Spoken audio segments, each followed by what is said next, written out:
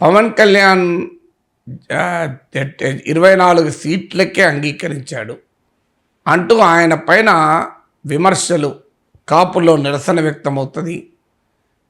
తాను తన బలాన్ని తగినట్టుగా అడగలేదు, ఇలాంటి విమర్శలన్నీ కొన్ని వర్గాల నుంచి, కొన్ని వైపుల నుంచి వస్తున్నాయి. కానీ మనకు అర్థం కావాల్సింది ఏంటంటే, ఈ రకమైన పర్సెప్షన్ ఎందుకు క్రియేట్ అవుతుంది?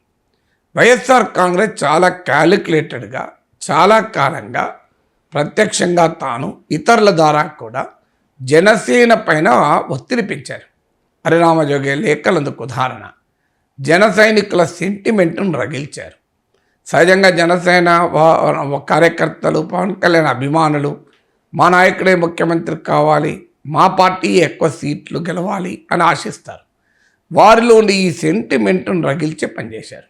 ఎందుకు రగిల్చారు అంటే, TDP Janasena unreasonable demands Janasena పెట్టడం వల్ల ఈ అలయన్స్ చెడిపోవాలి.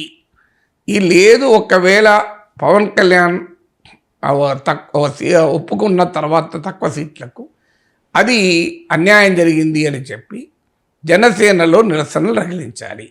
ఆ రకంగా జనసేన ఓటు టీడీపీకి బదిలీ కాకుండా, టీడీపీకి ఓటు జనసేన బదిలీ కాకుండా చూడాలి అని ఈ రెండు పార్టీల పొత్తును సహించని వారు, ఈ రెండు పార్టీల పొత్తు వల్ల నష్టపోతామని భావిస్తున్న వారు వేసిన ఎత్తుగడది.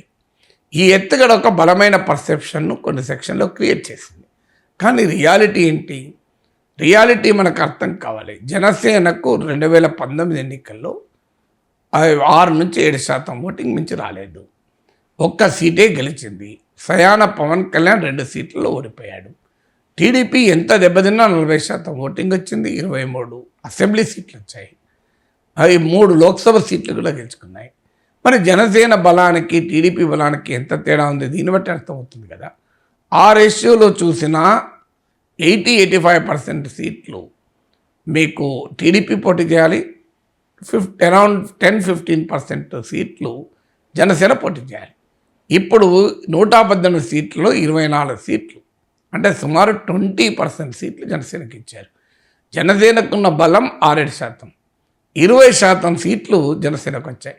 ఇంకా పవన్ కళ్యాణ్ తక్కువ సీట్లకు ఒప్పుకున్నాడు, పవన్ కళ్యాణ్ రాజీ పడ్డాడు.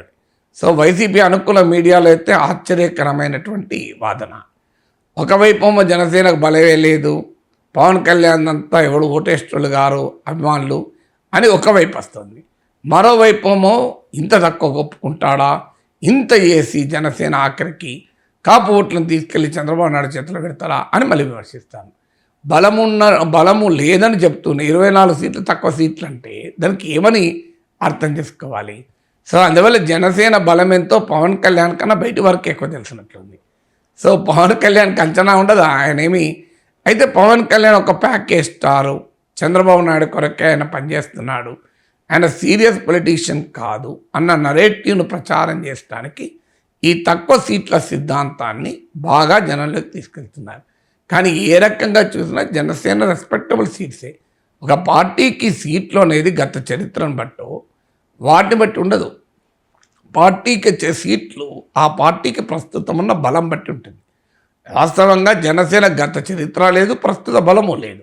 పవన్ కళ్యాణ్కు జనాదరణ ఉండొచ్చు, ఆయన మీటింగ్లకు జనం రావచ్చు, కానీ అవన్నీ ఓట్లుగా ట్రాన్స్ఫర్ అయితే లాస్ట్ ఎలక్షన్స్లో 10 సీట్లన్నా గెలుచుకోలేకపోయారా, 5 సీట్లన్నా గెలుచుకోలేకపోయారా? మరి ఎందుకు గెలుచుకోవాలి? 2014లో అయితే పోటీయే చేయలేదు. అందువల్ల ఇంతవరకు జనసేన తనకు గణనీయమైన బలం ఉన్నట్టు ఎక్కడా రుజువు కాలేదు. కొంత తూర్పు, పశ్చిమ గోదావరి జిల్లాల్లో కాపు బెల్ట్లో ఉండవచ్చు. కాపులందరూ పవన్ కళ్యాణ్ వెనకాలే ఉన్నట్లు, కాపులంతా పవన్ కళ్యాణ్కి గంపగుత్తగా ఓటేసినట్లు, కాపులకు అన్యాయం చేశారని మాట్లాడుతున్నారు. కాపులు వైసీపీలలో కాపులు లేరా? ఈవెన్ పవన్ కళ్యాణ్ మీద పోటీ చేసే వైసీపీ అభ్యర్థి కూడా కాపే. మరి కాపులంతా నిజంగానే పవన్ కళ్యాణ్ వెనకాలంటే నిజమే 24 సీట్లు తక్కువ కావచ్చు, కానీ ఆ వాతావరణం ఉందా?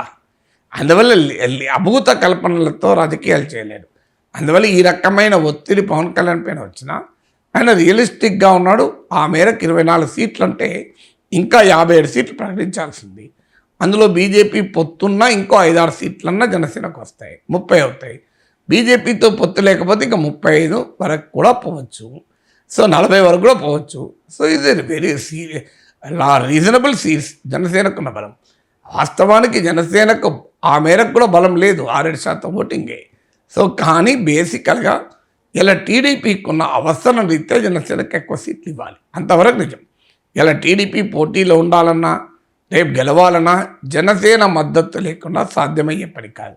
ఆ యాంగిల్లో చూసినప్పుడు జనసేనకు ఎక్కువ సీట్లు ఇవ్వాలి అనేది లాజిక్ అవుతుంది తప్ప, నిజంగా జనసేన క్షేత్రస్థాయిలో ఉన్న బలాన్ని బట్టి అయితే ఇంతకన్నా ఎక్కువ సీట్లు ఇస్తారని అనుకో.